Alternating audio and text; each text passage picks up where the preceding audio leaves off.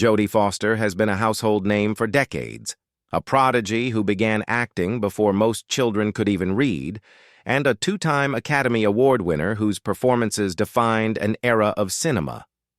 From Taxi Driver to The Silence of the Lambs, her talent seemed limitless, her career unstoppable. She was the actress who could do it all: child star, Hollywood leading lady, and acclaimed director. But behind the glittering accolades and red carpet smiles, Jodie's journey has been far from easy. Her story is one of relentless pressure, unshakable scars from childhood fame, and a lifetime of being forced to navigate the spotlight when she often longed for privacy. Fame, for her, has been both a gift and a curse.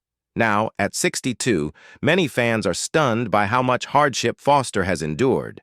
From stalking scandals that threatened her safety, to devastating personal struggles that tested her resilience, her life is filled with heartbreaking chapters rarely seen by the public.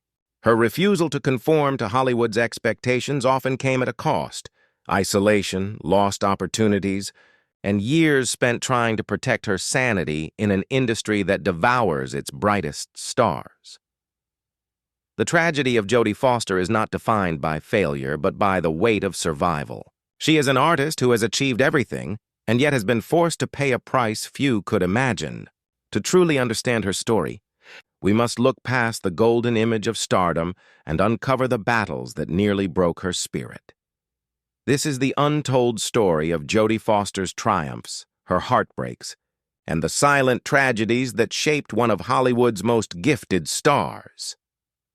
Jodie Foster's life in Hollywood began before she even had the chance to decide whether she wanted it. Born in Los Angeles in 1962, she was the youngest of 4 children, raised by her mother, Brandy, after her father walked out before she was even born. For Brandy, the entertainment industry became both a lifeline and a way to support her family. And for Jodie, it meant that childhood was never really hers to keep. At just 3 years old, Jodie was placed in front of cameras for television commercials. She became the face of everything from suntan lotion to cereal. Her natural intelligence and photogenic charm quickly caught the attention of casting agents. Unlike many child actors who relied on cuteness alone, Jodie had a spark, a precocious maturity that set her apart.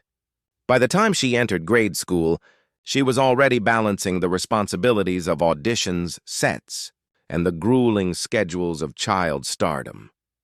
Her mother managed her career with an iron grip, and while Brandy's determination propelled Jodie to fame, it also meant that the young girl's life was never her own. School was often secondary to work, and childhood innocence gave way to professional expectations. For Jodie, the lines between family, career, and self blurred in ways that would leave lasting scars. By the age of 12, she had already appeared in dozens of television shows and movies. But it was Martin Scorsese's Taxi Driver in 1976 that would forever change her life. Cast as Iris, a child prostitute alongside Robert De Niro, Jodie delivered a performance so haunting and raw that it stunned audiences and critics alike. The role earned her an Academy Award nomination, but it also placed her into a world of adult themes and controversies no child should have to face. The production required her to undergo counseling, not only to ensure she understood the nature of the role, but to protect her from the psychological toll of embodying such a dark character. Yet no counseling could prepare her for the way the world would forever perceive her. Not as a child, but as a figure entangled with scandal and sensationalism. The critical acclaim was double-edged. On one hand, it cemented her status as one of the most talented young actors in Hollywood. On the other, it robbed her of anonymity and normalcy. For Jodie, there was no escaping the shadow of Iris, and it became clear that her adolescence would never be typical. Behind the scenes, the pressures weighed heavily. She longed for privacy, but instead, she was met with relentless attention from the press, the public, and even dangerous individuals who blurred the line between admiration and obsession. Being the child star may have looked glamorous, but it came at the cost of security, identity, and peace of mind. In many ways, Jodie's childhood was never hers to live. It belonged to Hollywood, to audiences, and to an industry that demanded more from her than most adults could handle. The seeds of tragedy were sown early, in a little girl who had to carry the expectations of a superstar before she even had the chance to be herself. By the time she reached her teenage years, Jodie Foster was not only a household name but also a symbol of Hollywood's darker side, a child forced to grow up under the weight of fame, forever shaped by roles and realities that would leave an indelible mark on her life. For most stars, fame brings with it a degree of inconvenience, flashing cameras, intrusive questions, and the occasional unwanted fan. But for Jodie Foster, it became something far more sinister. As her career soared in the late 1970s and early 1980s, her life was marked not just by red carpets and accolades, but by threats, invasions of privacy, and an encounter with violence so shocking it would change her forever. After her breakthrough in Taxi Driver, Jodie continued working steadily, but the film cast a shadow she couldn't shake. The movie's gritty realism and her role as Iris didn't just make her famous. It also attracted the attention of disturbed individuals who blurred the line between fiction and reality. The most infamous of them was John Hinckley Jr. Hinckley became obsessed with Jodie after watching her in Taxi Driver. Convinced he had a personal connection to her, he began following her career obsessively. By the time Jodie was a freshman at Yale University, she was receiving unsettling letters and phone calls. To her, it was just one more disturbing consequence of fame. But Hinckley's obsession was escalating. On March 30th, 1981, the unthinkable happened. Hinckley attempted to assassinate President Ronald Reagan in what he claimed was an effort to impress Jodie Foster. The shocking event made headlines around the world, and although she had no involvement, Jodie found herself at the center of a scandal that forever altered her life. Suddenly, she was not just a star, but an unwilling symbol tied to violence and political turmoil. The aftermath was devastating. Jodie was just 18 years old, and instead of enjoying the freedom of college life, she was thrust into a global media circus. Journalists hounded her, demanding statements she never wanted to give. Every detail of her private life was scrutinized, every action interpreted through the lens of Hinckley's obsession. It was an invasion so complete that Jodie became fiercely protective of her personal life, building walls around herself that would never come down. The incident also changed how she viewed fame. What had once been a demanding but rewarding career became something dangerous. She could no longer simply walk through an airport or attend classes without fearing who might be watching, who might be planning something in the shadows. Fame was no longer an opportunity. It was a threat.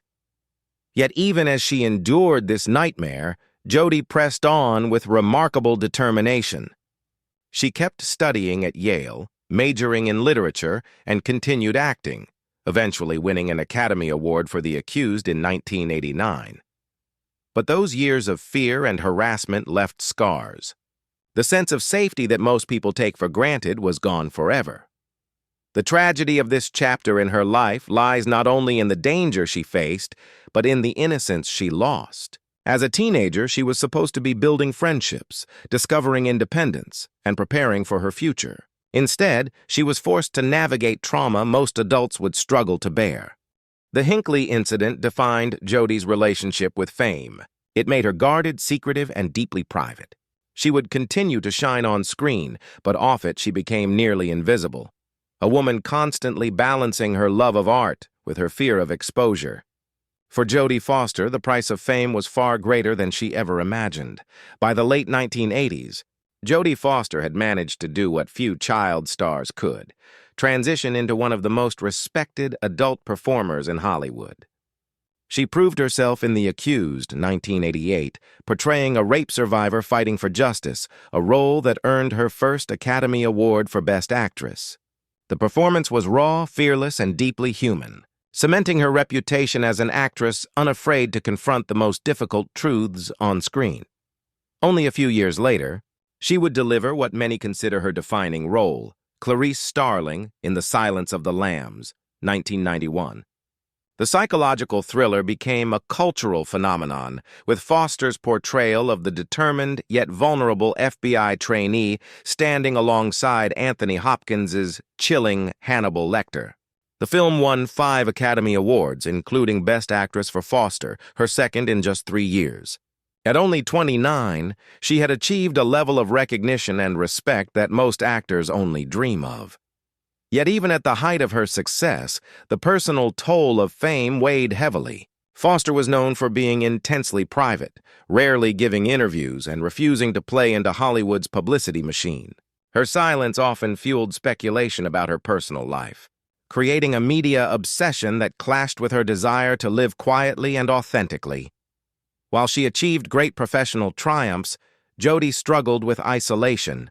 In an industry built on exposure, she craved privacy. She avoided the glitzy Hollywood party circuit, choosing instead to focus on her work, her studies, and eventually her family. This distance from the Hollywood lifestyle sometimes painted her as aloof or unapproachable, but in reality, it was a form of self-preservation. As she transitioned into directing, with films like Little Man Tate, 1991, and later Home for the Holidays, 1995, Foster proved her talents extended beyond acting. She became one of the few women in Hollywood able to command both respect and creative control behind the camera. Yet the pressures of being a female filmmaker in a male-dominated industry added another layer of challenge. Every choice, every project, was judged more harshly because of her visibility. Meanwhile, her personal life remained under constant scrutiny. For decades, tabloids speculated endlessly about her relationships, often intruding on her most private moments. In an era when the industry, and society, was far less accepting, Foster endured constant whispers and invasive questions about her sexuality. She chose silence for much of her career, not out of shame, but out of a need to preserve some corner of her life away from public consumption. The heartbreaking reality was that, even as she soared professionally, she lived in a kind of cage built from her own determination to survive. Her walls kept her safe, but they also kept her isolated. The cost of 2 Oscars, a legendary career, and groundbreaking roles was a life lived in perpetual defense against the outside world. Still, through it all, Jodie Foster never stopped working, never stopped challenging herself, and never stopped proving her worth. Her performances continued to resonate because they came from a place of truth, a truth that was often shaped by her own battles, triumphs and tragedies behind the curtain. Her success, though undeniable, was not without pain. For Jodie Foster, the applause of Hollywood came with an echo of loneliness. It was the paradox of a woman who had everything the industry could offer, and yet spent much of her life struggling to hold on to herself. Today, Jodie Foster is 62 years old, a woman who has lived nearly her entire life under the unforgiving glare of the spotlight. To the outside world, she is an icon. 2 Oscars, countless acclaimed performances, and a career that few in Hollywood could ever rival. But beneath that shimmering legacy lies a story of exhaustion, sacrifice, and tragedies both personal and professional that have shaped the woman she has become. Unlike many of her peers, Foster never craved the Hollywood lifestyle. She was never interested in the parties, the gossip, or the constant publicity. What she wanted more than anything was normalcy. Yet normalcy was the one thing her fame could never allow. Even at 62, the echoes of her childhood stardom and the trauma of her early encounters with obsession still haunt her. She remains guarded, selective with interviews, and fiercely protective of her private world, habits that grew from years of intrusion and fear. One of the tragedies of her later life has been the industry's slow shift away from the kind of roles that once defined her. Hollywood is notoriously unkind to women as they age, and Foster, despite her immense talent, has often spoken about the scarcity of complex, meaningful roles for actresses over 50. For someone who built her career on depth and intensity, this gradual sidelining is a cruel reality. Her directing career has given her creative control, but even there, opportunities are limited compared to the male-dominated studios that still dictate much of Hollywood's output. Beyond her career, Foster has endured personal struggles that add to the heartbreak. For decades, she lived with speculation about her identity, unable to fully express herself in a climate of judgment. While she eventually found love and family life with her wife, Alexandra Hedison, and her 2 sons, those years of silence and suppression left scars. The cost of authenticity was high, and even in her moments of personal joy, the pain of what she had endured in the past lingers. At 62, there is also the weight of reflection, looking back on a childhood lost, on moments stolen by fame, and on the fears that shaped her adulthood. She has openly admitted how difficult it was to transition from child stardom into adulthood, and how the Hinckley ordeal permanently reshaped her view of the world. For many, that event is a distant piece of history. For Foster, it is a wound that never fully healed. Her story is heartbreaking because it reflects both extraordinary triumph and extraordinary loss. She achieved greatness, but she paid for it with her innocence, her safety, and her peace of mind. And now, as she enters her later years, she faces the reality of an industry that often forgets its most talented veterans. Still, Jodie Foster endures. She continues to work, to direct, and to lend her voice to projects that matter to her. She has raised her children away from the chaos of Hollywood, and she has found ways to build the private life she always wanted.